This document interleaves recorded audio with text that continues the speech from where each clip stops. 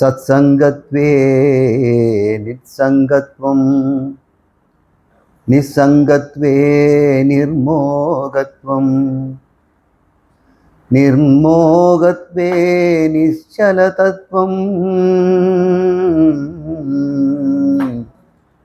நிச்சலதத்வே ஜீவன்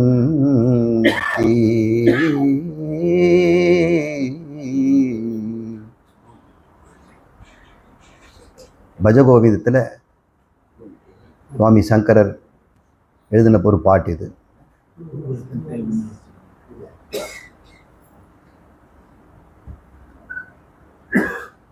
தைத்திரிய உபநிஷத்து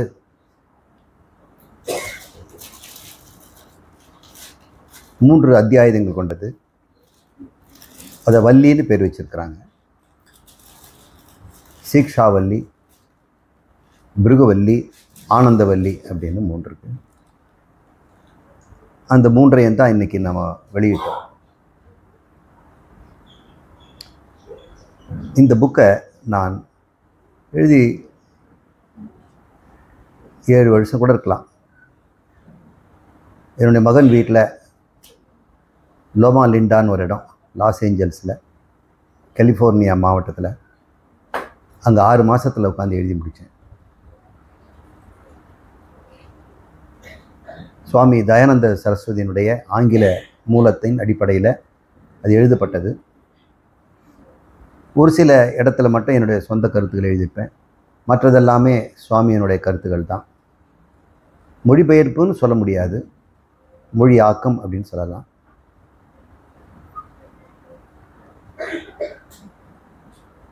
இந்த 3 வள்ளிகள் அத்தியாயங்கள் என்ன சொல்லுதுன்னு சுருக்கமாக பார்ப்போம். ஏன்னா இன்றைக்கி நூல் வெளியீட்டு விழா, அந்த நூலை பற்றி நமக்கு தெரிஞ்சுக்கணும். சுவாமி எழுதுகிற எல்லா நூல்களையுமே கையெழுத்து பிரதியாக தான் இருக்கும். அதில் பெரும்பகுதி எல்லாமே இப்போது இந்த பூமியில் நாம் உட்கார்ந்துருக்க இடத்துல நாம் பெரிய ஒரு பெட்டகத்தில் வச்சு புதைத்து வச்சுருக்கிறோம். எதிர்காலத்தில் சந்ததிகள் இது பார்க்கலாம், 100 வருஷமோ 500 வருஷமோ அப்படின்னு. இங்கே கொஞ்சம் வச்சுருக்கிறோம், அந்த ரூமில் கொஞ்சம் வச்சுருக்கிறோம். நாம் அது மேலே தான் உட்காந்துருக்கிறோம். அது மேலே தான் ஹோமகுண்டமே எரியுது. என்னுடைய நூல்கள் அனைத்தும் நான் எழுத ஆரம்பித்து எத்தனைக்குன்னு தெரியல. 1980 எழுதியிருக்கலாம். அதுலேருந்து இன்னைக்கு வரைக்கும் அதை தட்டச்சு செய்தவங்க திருமதி தேவகி. அவங்க கைப்பட்டது தான் ஒவ்வொரு எழுத்துமே. அத்தனை எழுத்துமே படித்து திருத்தம் செய்தது ஆச்சாரியா மாலதி. அதை எப்படி இதை வெளியிடுறது அப்படின்னு சுவாமி திண்டாடிட்டு இருந்தேன் அந்த காலத்தில். யாருமே இந்த புஸ்தகத்தை பப்ளிஷ் பண்ணுறதுக்கு, வெளியிடுறதுக்கு விரும்பலை. இது வணிக ரீதியாக அது தோல்வியாக இருக்கும், எங்களுக்கு கட்டுப்படி ஆகாது, நீங்கள் வேணால் காசு கொடுங்க, நாங்கள் போட்டுட்டு உங்களுக்கு ஒரு 10 காப்பி கொடுத்துட்டு மீதியை நாங்கள் விற்றுக்குறோம் அப்படின்னு சொன்னாங்க. இப்போது ப்ரொஃபஸர் ராஜாராம் அப்படின்னு ஒருத்தர் இருந்தார். அவர் பியூசிக்கு புக் எழுதினவர், என்னுடைய ஹெச்ஓடி. அவர் சொன்னார், நான் சுயமாகவே புஸ்தகத்தை போட்டு தான் நான் நிறைய பொருள் சேர்த்தேன், நீங்களே ஆரம்பிச்சிடுங்க அப்படின்னு. அப்புறம் தான் பப்ளிகேஷன், அபயம் பப்ளிகேஷன். அதை செய்து கொடுக்கறதுக்கு ஆள் தானாகவே வராங்க ஒவ்வொருத்தரும். ஸ்ரீராம் அப்படின்னு வந்தார், முருகவேல் வந்தார். இவங்க மூலம் தான் ஆரம்ப காலத்தில் புத்தகத்தெல்லாம் நான் தயார் செய்தேன். அதை விற்பது எப்படின்னு தெரியல, விற்பதற்கு வழியே தெரியல. யாரும் புக்கை வாங்க மாட்டேங்கிறாங்க. ஒவ்வொரு புக்கும் எழுதி முடித்த பிறகு 50, 100 காப்பிகளாக சேர்ந்துட்டு இருந்தால் அது வீட்டில் வைக்கிறதுக்கும் இடம் இல்லை. அதை அமேசான் மூலமோ வேறு இந்த ஆன்லைன் மூலம் விற்கிற ஒரு தந்திரத்தை கண்டுபிடிச்சி இன்றைக்கி எல்லாருக்கிட்டும் அது சென்றடைகிறது. இப்போ அந்த நூல்களை எழுதும்பொழுது இப்போ தட்டச்சு செய்வதற்கு திருமதி கற்பகம் ஆச்சாரியா, மஞ்சு, சுரேஷ் இவங்களெல்லாம் கூட ஈடுபட்டுருக்கிறாங்க. தைத்திரிய உபநிஷத்தில் முதல் பகுதி சீக்ஷாவல்லி அப்படின்னு சொல்கிறாங்க. சிக்ஷா அப்படின்னு சொன்னால் அது நெடிலாகி சீக்ஷா என்று மாறும்.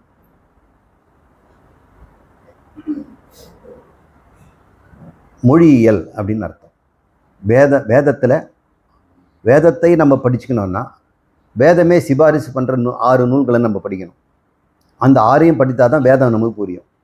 அது பேர் வேதாங்கம். வேதாந்தம் இல்லை, வேத அங்கம். அதுக்கப்புறம் உபாங்கம்னு வேற இருக்கு, அதையும் படிக்கணும். வேதம், வேதாங்கம், உபாங்கம். அதை ச அங்க உபாங்கம்னு சொல்லுவாங்க. அங்கம் உபாங்கத்தோடு அப்படின்னா ச அங்க உபாங்கம். சாங்கோபாங்கம் அப்படின்னு சொல்லுவாங்க.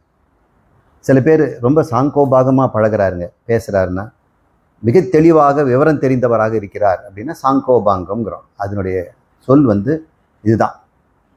வேதத்தை நாம் படிப்பதற்கு இந்த அங்கமும் உபாங்கமும் வேணும். அந்த அங்கத்தில் ஒன்று தான் சிக்ஷா என்பது, மொழியியல். முதல்ல லாங்குவேஜை நம்ம தெரிஞ்சுக்கணும். சமஸ்கிருதத்தினுடைய இலக்கணம், உச்சரிப்பு, அதெல்லாம். உச்சரிப்பு தான் அதிகமாக சிக்ஷான்னு சொல்கிறாங்க. மொழியியலை பற்றி படிக்கிறதுக்கு வேறு நிருத்தம், அது இலக்கணம்னு சொல்கிறாங்க. பெருவாரியான மாணவர்கள் குருகுலத்தில் இருக்கும்போது முதல்ல மொழியை தான் கற்றுக்கிறாங்க. சமஸ்கிருத மொழியை தெரிஞ்சுக்கணும். நம்மளாம் தமிழ் தெரிஞ்சுக்கிட்டதுனால இப்போ வேதாந்தம் சுலபமாக இருக்குது.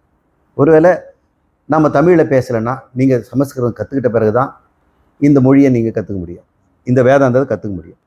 இப்போ தமிழ் கற்றுக்கிட்டவங்களுக்கே இதை கற்றுக்க முடியுன்றது காரணம், தமிழ் அதை பேசுவதற்கு ஆட்கள் இருக்கிறார்கள், எழுதுவதற்கு ஆட்கள் இருக்கிறார்கள். ஆங்கிலத்திலும் இப்போ சொல்கிறாங்க. தயானந்த சரஸ்வதி பெரும்பாலும் ஆங்கிலத்தை தான் பேசினார்.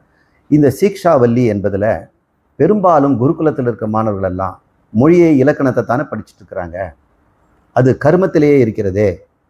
அதனால் அவங்களுக்கு கொஞ்சம் கொஞ்சமாக வேதாந்தத்துக்கு கொண்டு வரணும்னா உபாசனைங்கிற ஒரு வழிநடை மூலம் அவங்களுக்கு கொண்டு வரணும் அப்படின்றதுனால உபாசனையை அறிமுகப்படுத்துது. இப்போ முதல்ல இருக்கக்கூடிய சீக்ஷாவல்லி முழுக்கம் உபாசனைகள் தான்.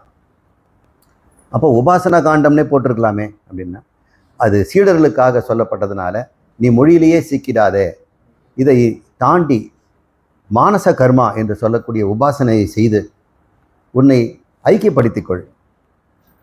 உடலை இந்த பிரபஞ்சத்தோடு ஐக்கியப்படுத்திக்க, மனதை கிரண்ய கர்ப்பனோட ஐக்கியம் பண்ணிக்க. அதன் பிறகு நீ ஆத்மாவை ஐக்கியப்படுத்த வேண்டாம், நீ பிரம்மம் என்று கண்டுகொள்வாய் என்ற ஒரு நோக்கத்தினால இந்த முதல் பகுதி சீக்ஷாவல்லியும் அமைகிறது. அதில் நிறைய உபாசனைகள் எல்லாம் இருக்கும். இன்றைக்கி தியானம்ங்கிற ஒரு பழக்கம் எல்லா மக்கள்கிட்ட இருக்குது. உலகம் முழுக்க தியானம் பண்ணணும் அப்படின்னு ஆசைப்படுறாங்க. இந்தியாவுக்கு போய் தியானம் கற்றுக்கணும் அப்படின்னு. இப்போ தியானம் எதுக்காக செய்கிறோம் அப்படின்னு தெரிஞ்சுக்காமலே நிறைய பேர் தியானம் பண்ணுறாங்க. தியானம் எல்லாம் பண்ணணும் போல் இருக்கு, மன அமைதி கிடைக்கும், பிளட் ப்ரெஷர் குறையும், சுகர் குறையும், எனக்கு நோயெல்லாம் போயிடும், எனக்கு ஃபோக்கஸ் அட்டென்ஷன் கிடைக்கும், என் ஜாபில் இன்க்ரிமெண்ட் கிடைக்கும் அப்படின்லாம். தியானம் அதுக்காக இல்லை. தியானத்தினுடைய முதல் நோக்கமே மன தூய்மை தான். மன தூய்மை படுத்தணும்னா எந்த பொருளை நாம் தூய்மை செய்தாலும் அந்த பொருளை கெட்டியாக பிடிக்கணும். ஒரு பாத்திரத்தை நம்ம துலக்கணும்னா அதை ஒரு கையில் கெட்டியாக பிடிச்சா தான் துலக்க முடியும். அந்த பொருள் அங்கே இருக்கணும் உறுதியாக, அப்போ தான் அதனுடைய சுத்தம் செய்ய முடியும். இப்போ மனதை சுத்தம் பண்ணணும்னா மனசை ஒரு இடத்துல நிறுத்தணும். மனசோ காற்று மாதிரி எல்லா இடமும் பரவுது. அப்படி எங்கும் பரவுகின்ற எல்லாது மேலும் செல்லுகின்ற இந்த மனதை ஒரு இடத்துல நிறுத்தி வைக்கணும். அப்படிங்கிறது பேர் அது தியானம். அந்த தியானத்தினுடைய ஒரு அங்கம் மனதை ஓரிடத்தில் நிறுத்தி வைத்தல். அதுக்கப்புறம் என்ன பண்ண போகிறோம்? அதை சுத்திகரித்தல். மனதை சுத்தம் பண்ணுறதுக்கு என்னென்ன வேணுமோ இதைத்தான் தியானத்தில் சொல்லிக் கொடுக்கணும்.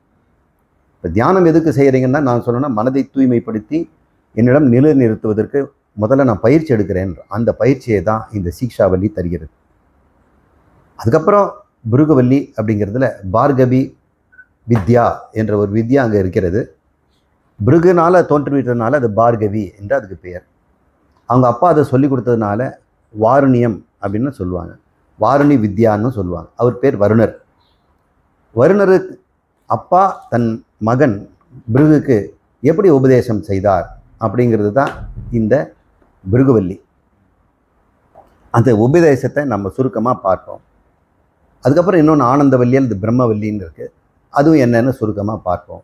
இதை படிக்கும் போதே இந்த உரை நமக்கு ரொம்ப சுவாரஸ்யமாக திடுக்கிடும் விஷயம்லாம் சொல்லும்.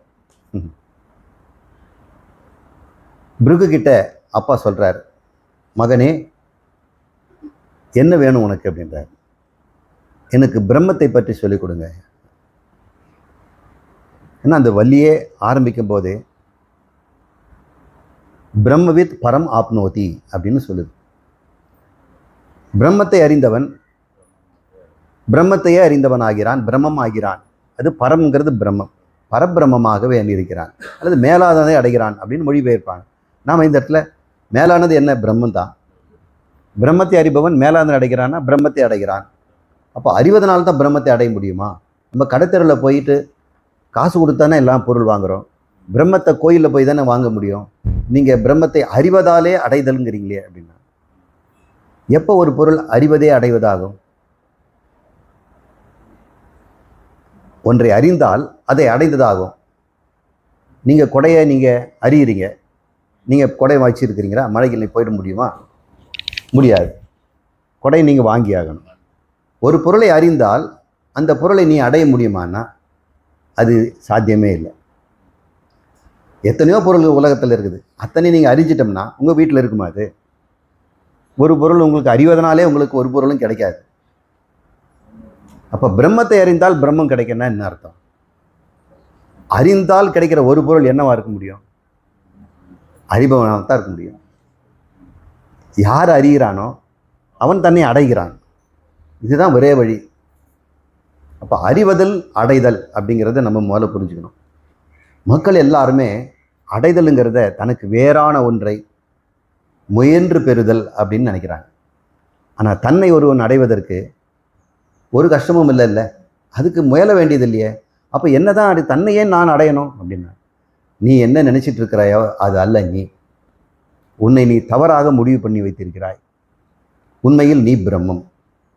உன்னை நீ பிரம்மம் என்று அறிந்து கொண்டால் பிரம்மம் ஆகிறாய் அப்படின்னு தான் அந்த விஷயம். இப்படி தான் அந்த பிரதிஜ்ஞா சொல்லுது. இந்த தைத்திரிய உபனிஷத்து அந்த வள்ளி ஆரம்பிக்கும் போது இதுதான் நான் சொல்லிக் கொடுக்க போகிறேன்னு ஆரம்பிக்கும் போதே நமக்கு தலைப்பை கொடுத்துடுது. அதுக்கப்புறம் தான் இந்த பிருகு கிட்ட போய் அந்த சந்தேகம் வருது. அப்பா இது எப்படி சாத்தியம்? பிரம்மம் என்பது என்ன? எனக்கு சொல்லிக் கொடுங்க. அதீதி பகவோ அப்படின்னு அவருக்கு சொல்லிக் கொடுக்குறார். கடவுளை அறிந்து கொள்வதற்கு ஒரு வழி இருக்குப்பா.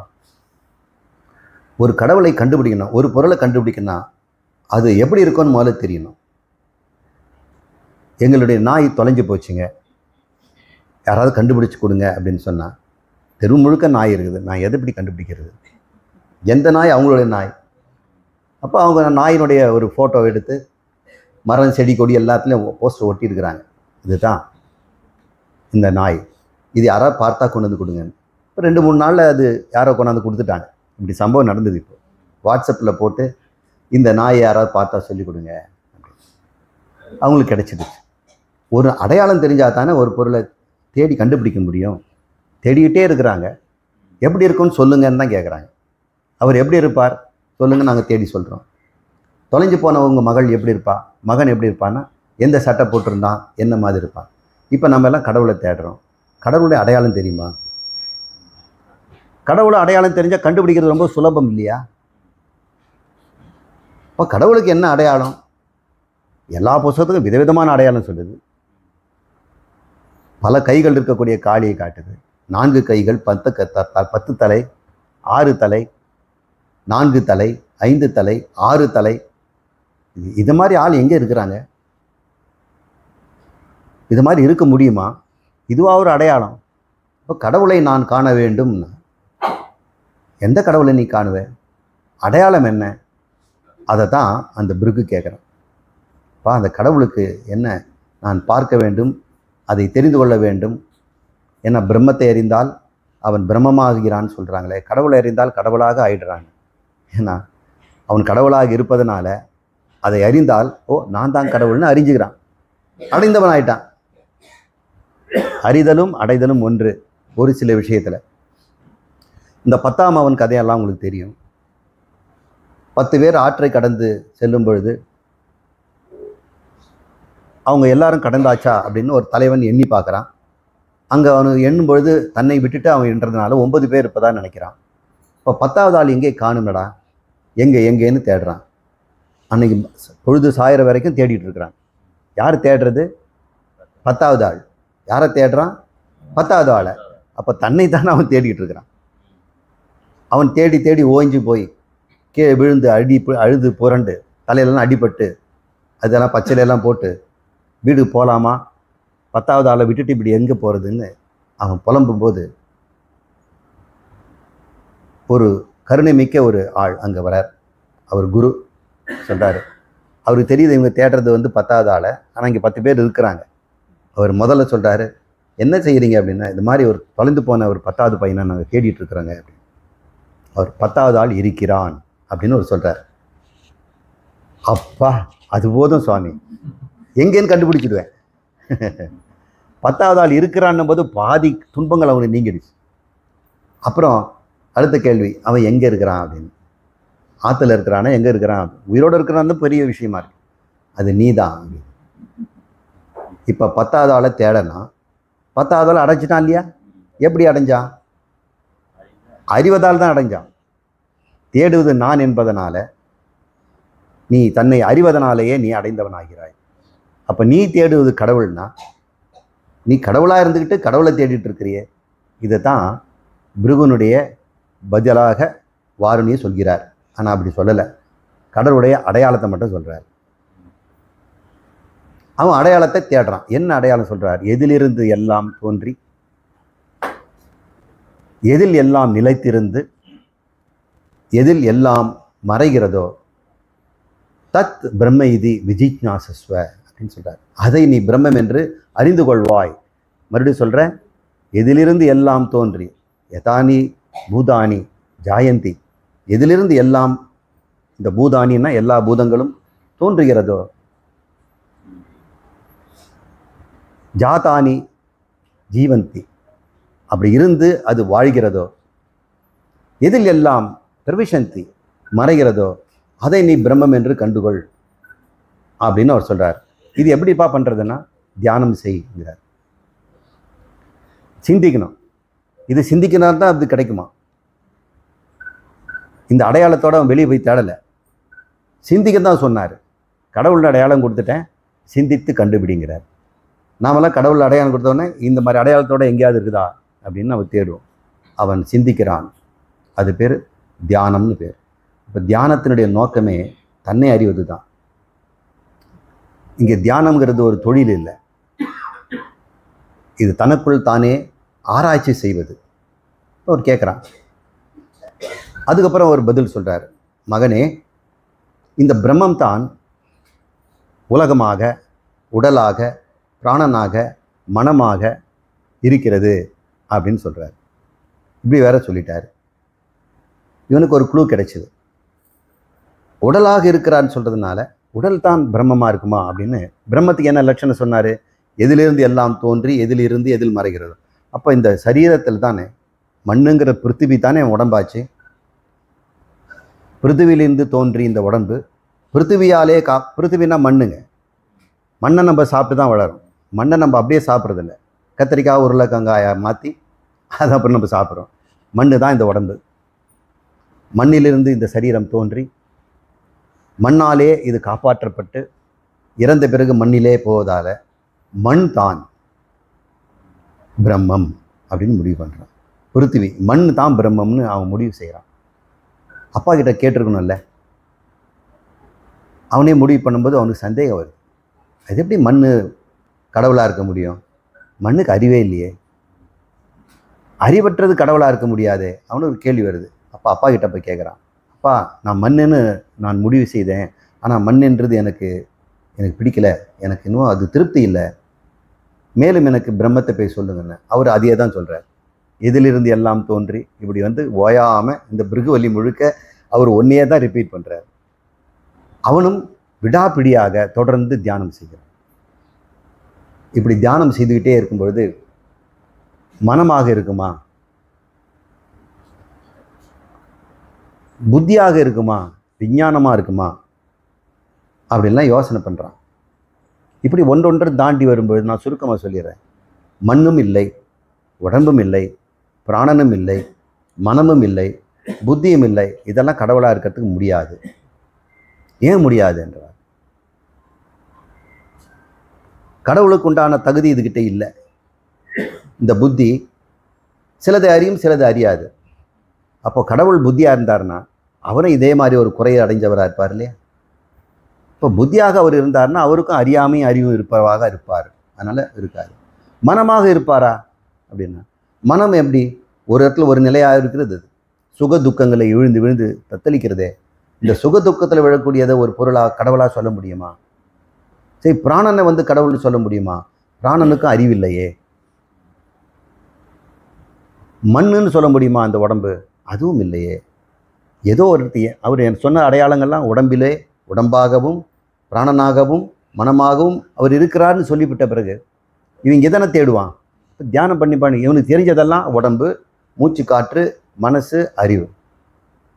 அதுக்கு மேலே அவனுக்கு கடவுள் இருப்பினும் எங்கேன்னே தெரியல. இதெல்லாம் கடவுள் இருக்க முடியாதுங்கிறான். இப்போ சாஸ்திரம் படித்ததுனால ஆனந்தமய கோஷம் அப்படின்னு அவனுக்கு ஒன்று தெரியும். நம்மிடம் ஆனந்தமய கோஷம் இருக்கிறது. எல்லா செயலுமே, நாம் எல்லா பேச்சுமே, எல்லா அறிவுமே கடைசியில் ஆனந்தத்தில் தான் முடியுது. ஆனந்தத்துக்காக தான் நம்ம எல்லாமே செய்கிறோம். இந்த உலக வாழ்க்கையே ஆனந்தம் தேடுவது தான். இப்போ ஆனந்தம் தான் முற்ற முடிவாக இருக்கும். அது ஆனந்தம் என்னிடம் எங்கே இருக்குது அப்படின்னு பார்த்தோம்னா அது ஒரு கோஷமாக இருக்கிறது. ஆழ்ந்த உறக்கத்திலே நான் ஆனந்தத்தில் இருக்கிறேன் அப்படின்னு அவன் கண்டுபிடிச்சிட்டு ஆனந்தம் பிரம்மமாக இருக்க முடியும் அப்படின்னு முடிவு பண்ணுறான். ஆனந்தமய கோஷம் தான் அவனை கடைசியாக சொன்னான். இதுக்கு பின்னாடி என்கிட்ட ஒன்றுமே இல்லை. ஆனந்தமய கோஷம் தானே கடைசி நமக்கு. இதுக்கு பின்னாடி நான் கடவுள் எங்கே போய் தேட முடியும்? இதுக்கு முன்னாடி இருந்தால் கடவுள் இல்லைன்னு தள்ளிட்டேன். இந்த ஆனந்தமய கோஷத்தையும் இல்லைன்னு சொல்லிட்டேன்னா கடவுளுக்கு நம்ம கண்டுபிடிக்காமல் போயிடுவோம். ஏதோ என்கிட்ட தான் இருக்கணும் அது அப்படின்னு அப்பா சொன்னதுனால ஆனந்தமய கோஷம் அப்படின்னு அவன் கண்டுபிடிச்சிடறான். அப்புறம் அப்பா கிட்ட போகலை. ஏன் போகலை? அவன் கடவுளை கண்டுபிடிச்சிட்டான். ஆனந்தம் எங்கிருக்கிறதோ அதுதான் கடவுள். என்னிடம் ஆனந்தம் மறைக்கப்படும் போது நான் ஜீவன். என் ஆனந்தம் வெளிப்படும் போது நான் அந்த சாட்சாத் கடவுள் தான். அந்த முருகனாக தான் இங்கே இருக்கிறேன். இந்த முருகன் ஆனந்த சுரூபமாக என்னிடம் இருக்கிறார். அந்த சிவன் ஆனந்த சுரூபமாக இருக்கிறார். எங்கெல்லாம் ஆனந்தம் இருக்கிறதோ, ஆனந்தம்னா என்ன? அதுதான் முக்கியம். ஆனந்தங்கிறதெல்லாம் நமக்கு ஒன்றை அடைவதனால பெற்றது. நானே ஆனந்தன் யாரும் சொன்னதில்லை. ஆனந்தை தேடுபவர்களாக தான் இருக்கிறோம். 10ஆம் கதையை படித்த பிறகு நாம் தேடுகின்ற ஆனந்தம் நாமே அப்படின்னு கண்டுபிடிக்கணும். இது தாங்க ஆத்ம வித்யாலயில் இந்த பயிற்சியே. நீங்கள் தேடுகின்ற ஆனந்தம் நீங்களே. இந்த ஆனந்தத்திற்காக செலவு செய்கிறோம், பணம் திரட்டுறோம், பெருமை அடைகிறோம், கௌரவத்தை வளர்க்குறோம், குழந்தைகளை பெற்றுக்கிறோம், சொர்க்கலோகத்துக்கு போகிறோம், தர்மங்களை செய்கிறோம். இதெல்லாம் ஆனந்தத்தை அடைவதற்கு. நீங்கள் அடைவதெல்லாம் உங்களுடைய ஆனந்தத்தை தான். இதைத்தான் அந்த பிருகுவல்லி நமக்கு சொல்லித்தருது. அது அடுத்த லெவலில் ஆனந்தவல்லியில் அந்த ஆனந்தம் எப்பொழுது உனக்கு கிடைக்கும்? நீ தான் ஆனந்தம் இருந்தாலும் உன்னை நீ அடைவதற்கு என்ன வழி? உன்னை நீ அடைவதற்கு எவ்வளோ தூரம் நடக்கணும்? நீ உன்னை அடைவதற்கு எவ்வளோ தூரம் நடக்கணும்? இருப்பது ஒரு நான். நான் என்னை அடைவதற்கு 2 நான் இருக்குது தானே, ஒரு நான் தான் இருக்கிறது. அப்போது எந்த நான் கடவுள், எந்த நான் கடவுள் இல்லை. ஆனந்தம் மறைக்கப்பட்ட நான் தான் ஜீவன். ஆனந்தம் திறந்த நான் தான் பிரம்மம். நானே பிரம்மம், அகம் பிரம்மாஸ்மி. அப்போ ஆனந்தம் நானுன்னு ஏன் கண்டுபிடிக்க நம்ம கஷ்டப்படுறோம்? இதுதான் இதோட நம்ம பேச்சை நம்ம முறுக்க போகிறோம். ஆனந்தத்தை கண்டுபிடிக்கிற சுலபமான வழி. அடுத்ததில் ஆனந்த மீமாம்சா அப்படின்னு ஒரு சப்ஜெக்டை ஆரம்பிக்குது. ஆனந்தத்தை பற்றிய ஒரு ஆராய்ச்சி.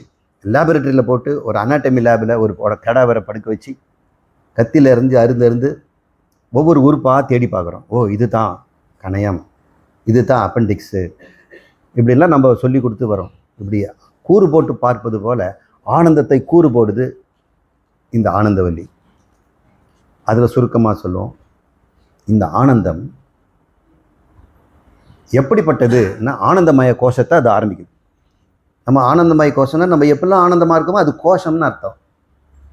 நீங்கள் சொரூபமாக இருந்தீங்கன்னா எப்பவுமே ஆனந்தமாக இருப்பீங்க.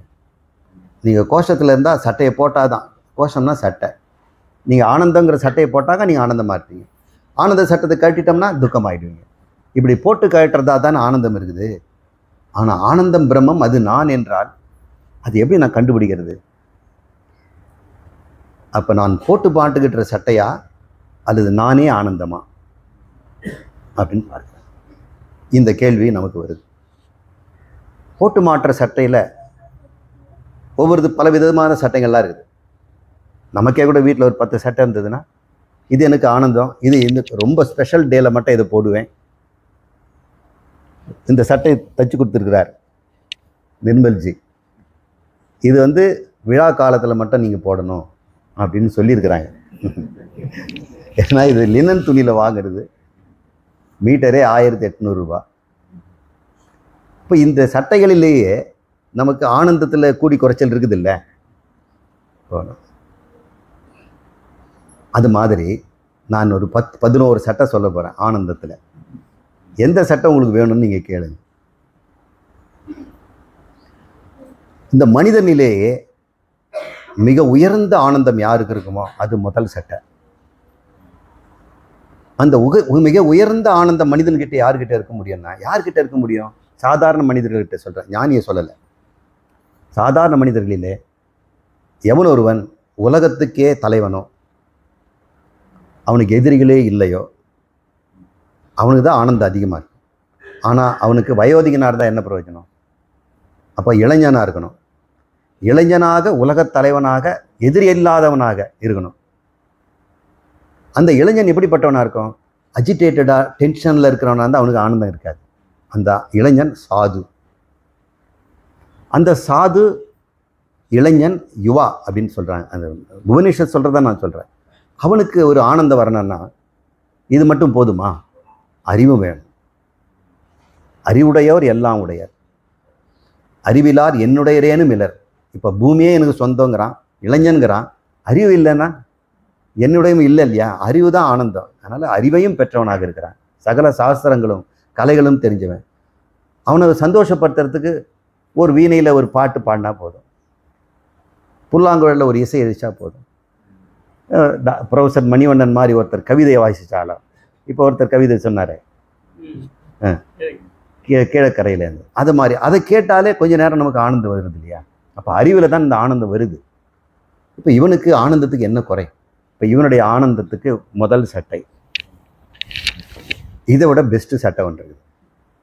அவன் வந்து கந்தர்வ உலோகத்தில் வசிக்கின்ற ஒரு மனிதன். அவன் இவனுடைய ஆனந்தம் 100 மடங்கு இருக்குமா. ஏன்னா கந்தர்வ உலோகத்தில் இவன் நிலையில் அவன் இருக்கிறான். அப்போ நினச்சி பாருங்க, அவனும் ஒரு இவன். மனுஷ கந்தர்வன், அவனுடைய ஆனந்தம் நான் சொன்ன இந்த இவனுக்கு கிடைக்கிற ஆனந்தத்தை விட 100 மடங்கு அதிகம் இருக்கும். இப்போ இவனுக்கு அந்த சட்டை மேலே ஒரு கண் இருக்கும் இல்லை, பூமியில் இருக்கவனுக்கு. அப்போ பூமியில் இருக்கிறதுக்கானனுக்கு அந்த சட்டை மேலே ஒரு ஆசை இருக்கிறதுனால இவனுக்கு இந்த ஆனந்தம் கம்மியாக தான் இருக்கும். என்ன பெரிய ஆனந்தம், அந்த மாதிரி இருந்துக்கணும்ல அப்படின்னு. இப்போ ஆனந்தத்தை நம்ம சட்டையில் தேடினோம்னா, இது மாதிரி புற உலக விஷயத்துலையும் தேடினோம்னா எப்பொழுதுமே அதுக்கு மிகுதியாக ஒன்று இருக்க தான் செய்யும். நீங்கள் பூமியிலே ஒன்று வாங்கிட்டீங்கன்னா அதோட திருப்தி முடிஞ்சுதானா? இல்லை, இதோட பெஸ்ட் ஒன்று இருக்குதுங்க, இப்போதைக்கு எங்களால் இவ்வளோ தான் முடியும்னு நம்ம இதோ வாங்குகிறோம். ஹோட்டலில் ஆர்டர் பண்ணவும் கூட விலை பார்த்தா நம்மளால் முடிஞ்சது எவ்வளோன்னு தான் பார்க்குறோம். அப்போ அவனை பொறுத்த வரைக்கும் கந்தர்வன் இருக்கானே, மனுஷ கந்தர்வன், அவன் சொல்லுவான் இந்த பூமி உனக்குள்ள வேணுமா அப்படின்னு கேட்குறோம்.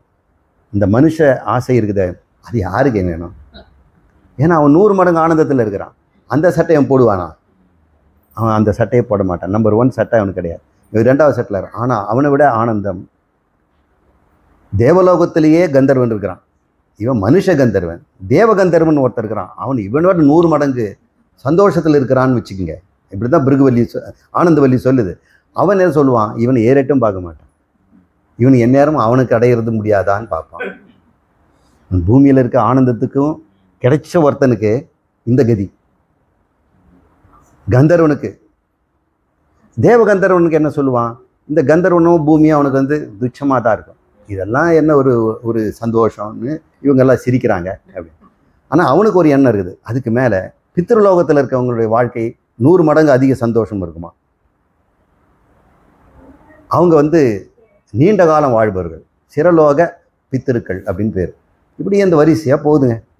இப்போ நீங்கள் என்ன பண்ணுறீங்க, 11 சட்டையை நான் சொல்ல போகிறேன், அதுக்குள்ளே காலம் முடிஞ்சு போயிடும். ஒன்றுக்கு மேலே ஒன்று. இந்த சிரலோகத்தில் இருக்கக்கூடிய பித்திருக்களுக்கு முன்னாடி தேவ பித்திருக்கள், அதுக்கப்புறம் தேவலோகத்தில் இருக்கக்கூடிய கர்ம தேவர்கள், ஆஜானஜ தேவர்கள், தேவர்கள் அப்படின்னு இன்னொரு 3 ஸ்டேஜ். அதுக்கு மேலே இந்திரன், அவனுடைய ஆனந்தம் இவங்களுக்கு மேலெல்லாம் இத்தனையும். அவன் 8வது நிலையில் இருக்கான்னு வைங்க, 800 மடங்கு அதிகம் பூமியை விட. அவனுக்கும் ஒரு குறி, அதுக்கு மேலே இருக்கிற ஆனந்தம் தான். அதுக்கு மேலே யாருடைய ஆனந்தம்னா பிரகஸ்பதியினுடைய ஆனந்தம். அதுக்கு மேலே யாருடைய ஆனந்தம்னா பிரம்மாஜியினுடைய ஆனந்தம். இப்படி 11வது இடத்துல கடைசி ஆனந்த உச்சம்னு ஒன்று இருக்கு பாருங்க. அது சத்தியலோகத்தில் ஒரு ஜீவன் அனுபவிக்கக்கூடிய மிக உயர்ந்த ஆனந்தம் அப்படின்னு வச்சுக்கோங்க. இப்போ தான் கிளைமேக்ஸ். நமக்கு அந்த ஆனந்தம் வேணுமா அப்படின்னு. எப்போது ஒருவன் தனக்கு கீழே இருக்கிற ஆனந்தத்தை எல்லாம் துச்சமாக பார்த்தானோ அவன் ஆனந்தம் அதிகம் தானே. 11வது ஆனந்தம் ஒன்று இருக்குதே, அந்த ஆனந்தத்தை ஒருத்தர் துச்சமாக பார்த்தானா அவனு ஆனந்தத்துக்கு என்ன அளவு இருக்கும்? எப்படி குறை இருக்க முடியும்? அதுதான் உச்சகட்ட ஆனந்தம். அந்தபடி இருந்தாலும் அதுவும் எனக்கு துச்சம்னு சொல்றான். இந்த சத்தியலோகத்துக்கு மேலும் ஒரு ஆனந்தம், இந்த உலக ஆனந்தம், விஷய ஆனந்தம் இருக்குதுன்னா அது எனக்கு வேண்டிலேன் அப்படின்னு ஒருத்தன் சொல்றான்னு வைங்க. அப்போ எதனால் அப்படி சொன்னான்? அவன் அளவு கடந்த தடையற்ற சொந்த ஆனந்தத்தில் இருக்கிறனால இருக்கிறான். இதெல்லாம் உலகத்திலேருந்து பெற்றது இல்லையா? இவன் சொந்த ஆனந்தத்தை கண்டுபிடித்து விட்டான். அதனால் அவன் பேர் ஸ்ரோத்ரியன். ஏன் அவனுக்கு ஸ்ரோத்ரியன்னா, இந்த விஷயத்தை அவன் குருநாதரன்னு கேட்டு தெரிஞ்சுக்கிட்டான். நீங்கள்லாம் தெரிஞ்சுக்கிட்டீங்க. பிரம்மம் தான் ஆனந்தம், அதுக்கு மேலே ஆனந்தமே இல்லை, அது பரமானந்தம்னு பேர். சரி, இவங்களுக்கெல்லாம் இந்த ஆனந்தம் எப்படி கிடைச்சிதுன்னா வைராக்கியத்தில் கிடைச்சிது. இந்த பூமி மேலே வைராக்கியத்தினால தானே கந்தர்வனுக்கு ஒரு ஆனந்தம் கிடைச்சிது. இப்போ பூமியே போதும்னா அவனுக்கு அந்த ஆனந்தம் கிடைச்சிருக்காதுல்ல. எனக்கு அது மேலே இஷ்டம் இல்லைங்க அப்படின்னு சொன்னதுனால அவனுக்கு அந்த நிலையில் இருக்கிறான். இப்போ எவன் ஒருவன் இந்த 11 நிலையில் இருக்கிற ஆனந்தம் அத்தனையுமே எனக்கு தூசு, அது எனக்கு தேவையில்லை, எனக்கு பிச்சை போட வேண்டியதில்லை, என் ஆனந்தத்துக்கு நான் சொரூப ஆனந்தத்தில் இருக்கையா, ஆனந்த ஊற்று நான், இதெல்லாம் சட்டைங்க. அப்போ சட்டையே இல்லாதவன் தான், நிர்வாணத்தை அடைந்தவன் தான் பரமானந்தத்தில் இருக்கிறான். நாமெல்லாம் நிர்வாணத்தை நோக்கி போயிட்டு இருக்கோம். இந்த சட்டைக்கு நம்ம கெஞ்ச வேண்டாம், ஸ்பெஷல் சட்டையெல்லாம் தேட வேண்டாம். இப்போ நிர்வாணம் என்பது என்ன, வைராக்கியம் என்பது என்ன என்றால் பற்றற்ற நிலை தான், ஆசைகளை விட்ட நிலை. இந்த ஆனந்தத்தை தேடுவதை தான் விட சொன்னமே தவிர ஆனந்தத்தை விட சொல்லலை. நீங்கள் எப்படி விட முடியும் ஆனந்தத்தை? நீங்கள் தான் ஆனந்தமாச்சே. நீ ஆனந்தமாக இருந்து கொண்டு ஆனந்தத்தை தேடுற அந்த அவலத்துக்கு ஏன் போற? நீயே ஆனந்தம்னு கண்டுபிடிக்கிறதுக்கு ஒரே வழி பற்றை விடுதல், ஆசைகளை விடுதல். ஆசைகளை விட்டால் எனக்கு ஆனந்தம், ஆசை விட்டாதான்டா ஆனந்தம். இது தெரியவே மாட்டேங்குது நமக்கு. ஆசைகளை விட்டால் ஆனந்தம் போய்டும் நினைக்கிறாங்க. ஆசையை விட்டால் தான் ஆனந்தம். ஏன்னா நீங்கள் எக்ஸ்பெரிமெண்ட் பண்ணி பாருங்க. ஒரு பொருள் ஆசைப்பட்டுட்டீங்க, அதை வாங்கிட்டீங்க. இப்போ உங்கள் அந்த பொருள் மேலே ஆசை விட்டீங்களா இல்லையா? இப்போ அதை வாங்கிட்டீங்கல்ல, அப்போ அது மேலே இருக்கிற ஆசை இப்போ முடிஞ்சு போச்சு. அப்போது ஒரு பொருளை நாம் அடையும் பொழுது ஆனந்தம் பெறுகிறோன்னு அர்த்தம்னா அந்த பொருள் இல்லைங்கிற ஏக்கம்தான் ஒழிஞ்சுது இல்லையா? ஒரு பொருளை நம்ம வாங்கின உடனே நம்மக்கிட்ட என்ன போகுது? அந்த பொருள் என்னிடம் இல்லை என்ற ஒரு எண்ணம் போயிடுச்சு. அந்த இல்லை என்ற எண்ணம் போனது தான் உனக்கு சந்தோஷம் தருது, அந்த பொருள் தரலை. இதைத்தான் நம்ம சீர்தூக்கி பார்க்கணும். அந்த பொருள் என்னிடம் இல்லை என்னும்போது துக்கம், அந்த பொருள் என்னிடம் இருக்குது என்னும்போது நமக்கு ஆனந்தம். அப்போ அந்த பொருளை வாங்குவோமா? வாங்க மாட்டேன் இல்லையா? அப்போ ஒவ்வொரு பொருளையும் வாங்குவது எதுக்காகன்னா இனிமேல் எனக்கு இந்த வாங்கும் தொல்லை இருக்கக்கூடாது அப்படிங்கிறது. ஒருத்தன் வாங்கும் தொல்லையே விட்டுட்டான்னா என்ன ஆகும்? அவனுக்கு ஆனந்தம் நிரந்தரமால இருக்கும். நம்முடைய ஆனந்தம் இல்லை, நான் ஆனந்தம் அல்ல நான் துக்கி என்று நாம் முடிவு செய்ததுனால தானே இதை துடைப்பதற்கு எத்தனை கோடி செலவை செய்து இந்த 11 ஸ்டேஜ் போகிறாங்க. இன்றைக்கி யாக குண்டங்கள்லாம் வளர்த்து அஸ்வமேதங்களும் ஜோதிஷ்டமாக போடுற இதெல்லாம் செய்து என்ன செய்ய போகிறாங்க? சத்தியலோகம் தான் போவாங்க, தர்மங்களெல்லாம் செய்து போவாங்க. அதையும் காட்டிலும் ஒருத்தனுக்கு ஆனந்தம் கிடைக்குதுன்னா அது வாழும் பொழுதே இந்த உலகத்திலேயே நானே ஆனந்தம்னு தெரிஞ்சுக்கிட்டு இந்த ஆனந்தத்திற்கு யாரும் ஒரு துரும்பு கூட எடுத்து கொடுக்க வேண்டியதில்லை அப்படின்ற ஒரு வைராக்கியம் வருது பாருங்க. அந்த வைராக்கியம்தான் ஆனந்தவல்லியினுடைய மையக்கருத்து. இந்த பற்றை விடணும். நான் என்ற அகப்பற்றை விடணும், எனது என்ற புறப்பற்றை விடணும். அகப்பற்று புறப்பற்று யான் எனது, நான் எனது என்று சொல்லுது ரெண்டுத்தையும் விடணும். விடுறதுன்னா என்ன? எல்லாத்தையும் தானம் தர்மம் கொடுத்துறது இல்லை, உள்ளத்திலிருந்து விடணும். அந்த உள்ளத்திலிருந்து விடுறதை எப்படி அப்படிங்கிறத தான் நம்ம படிப்படியாக இந்த ஆத்ம வித்யாலயில் கொஞ்சம் கொஞ்சமாக நாம் உணர வைக்கிறோம். அது சில படிநிலைகள்லாம் இருக்குது. சமம், தமம், உபரமம், திதிக்ஷா, ஸ்ரத்தா, சமாதானம், விவேகம், வைராக்கியம். இது வந்த உடனே நமக்கு சொல்லாமல் கொள்ளாமல் மடை திறந்த வெள்ளம் போல ஒரு திருப்தியும் ஆனந்தம் உள்ளிருந்து வெளிவரும். அதுக்கப்புறம் இந்த ஆனந்தத்துக்காக நாம் எங்கேயும் இரவல் வாங்கவோ கை வேண்ட வேண்டியதில்லை. அவர் எப்படி இருப்பார் அப்படின்னா எப்படி ஒன்றா இருப்பார். சொர்க்கலோகத்தில் போட்டால் என்ன பண்ணுவார்? அங்கேயும் இருப்பார். பூமியில் இருப்பாரா? பூமியிலும் இருப்பார். சரி, எதுவுமே கொடுக்க மாட்டோம், சிறைச்சாலையில் போட்டான்னா அங்கேயும் இருப்பார். அவருக்கு ஆனந்தத்துக்கு கொஞ்சமும் குறைவில்லை. அவர் ஆனந்தத்தை வெளியே தேடுவதில்லை, தன்னை ஆனந்தம் என்று கண்டு கொண்டார். இதுதான் ஆனந்தம் பிரம்மேதி விஜிக்ஞாசஸ்வ. ஆனந்தம் தான் கடவுள். இப்போ கடவுளை கண்டேன்கிறவன் யாருன்னா, யார் ஒருவன் இந்த தீராத ஆனந்தம், நிலையான ஆனந்தம், சொந்த ஆனந்தம், நிஜானந்தம், தடையற்ற ஆனந்தம் நானே என்று தெரிந்து கொண்டானோ அவனுக்கு சுற்றுச்சூழல் பற்றிய எந்த விதமான ஒரு நிபந்தனையும் அவங்ககிட்ட இல்லை. சுற்றுச்சூழல் ஆனந்தத்தை நிர்பந்திப்பதில்லை. நம்முடைய சுற்றுச்சூழல் தான் நம்முடைய ஆனந்தத்தை நிர்ணயிக்குது. நாம் வருகிற வீடு நமக்கு நிர்ணயிக்குது ஆனந்தத்தை. நாம் சுற்றத்தார்கள் நம்முடைய ஆனந்தத்தை நிர்ணயிக்கிறார்கள். நம்மிடம் இருக்க பேங்க் பேலன்ஸ் நம்முடைய ஆனந்தத்தை நிர்ணயிக்குது. ஆனால் இவனுக்கு நிர்ணயிப்பதோ எதுவுமே கிடையாது. யாரும் அவனை கட்டுப்படுத்த முடியாத ஆனந்தத்தை அடைகிறான். எப்போ? இந்த ஆனந்த பிச்சையை அவன் விடுவது. இந்த பிச்சை எடுக்கிறத அவன் விடுக்கணும்.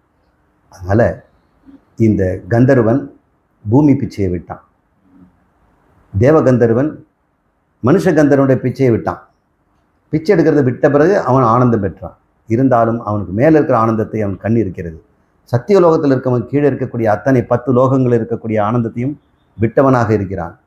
ஆனால் அதில் அவன் பற்று கொண்டவனாக இருக்கிறான். அதையும் விட்டால்